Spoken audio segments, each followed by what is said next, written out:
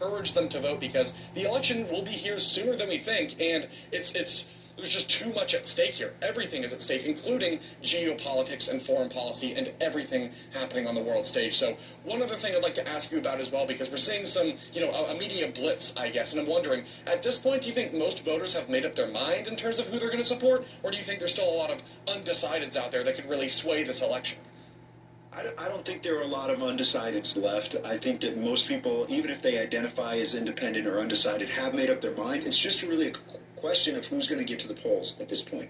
Are there low propensity voters, people that want to vote, they have a choice, they've already made it, but they're not sure if they're going to make the effort to go do it? Those are the people that we need to get out to vote now. Christians need to vote. Like I said, religious freedom is on the ballot now. If Trump is elected, even if you think he's flawed or have concerns about personal issues or anything else, here's the thing. If you are a Christian, if you are an evangelical that attends church, you are hated by the other side of this. You have a candidate that is anti-Christian faith, that is running, that's going to gut religious exemptions and everything else. So there is so much at stake here. We can't have low propensity voters. We can't have Christians not show up and support a party that at least is going to give them a seat at the table, invite them into the room, rather than just showing pure animosity. Yeah, absolutely. And now you see these polls that say maybe upwards of 30 to 40% of Christians don't even see why voting really matters or how they can make a difference in the world. And to me, as a Catholic, that's just really disappointing to hear, because maybe it means pastors aren't doing a good enough job of showing people that really we have an obligation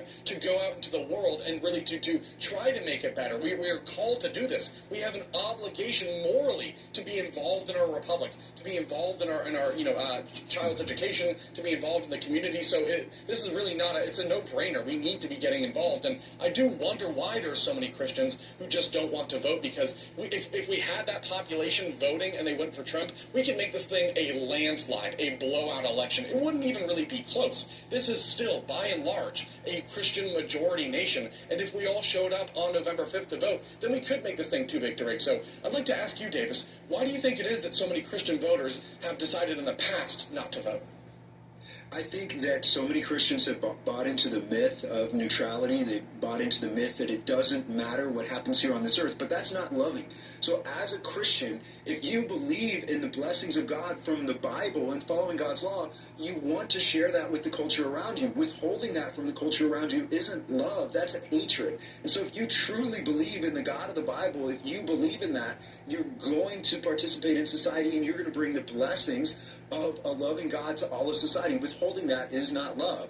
And that's the problem. We have far too many Christians who want to be winsome in inappropriate ways, and they want to just not call sin sin. They don't want to condemn others, but that causes what we've seen in the chaos in our society. Not calling abortion murder, not calling, gender confusion a mental illness, which it is, allowing men into women's locker room and into girls' sports. That's all because Christians are not speaking into the culture around us. That's what we need to be doing. That's what's missing. Yeah, absolutely. I completely agree. I think part of the MAGA message really is about getting back to those Judeo-Christian roots. Ultimately, the founders put their faith not into man, but into God. It's ultimately in his hands. This is supposed to be a Judeo-Christian nation. And if we want to get back to that, then we need more Christian voters to get involved in the race and really use your voice, use your agency, use your power. You have it. It's time to wield it. This is the time right now to pick a side. Lukewarmness, sitting on the fence, it's not going to fly anymore. We need people to get in the game and to fight for this republic and to fight for those Judeo-Christian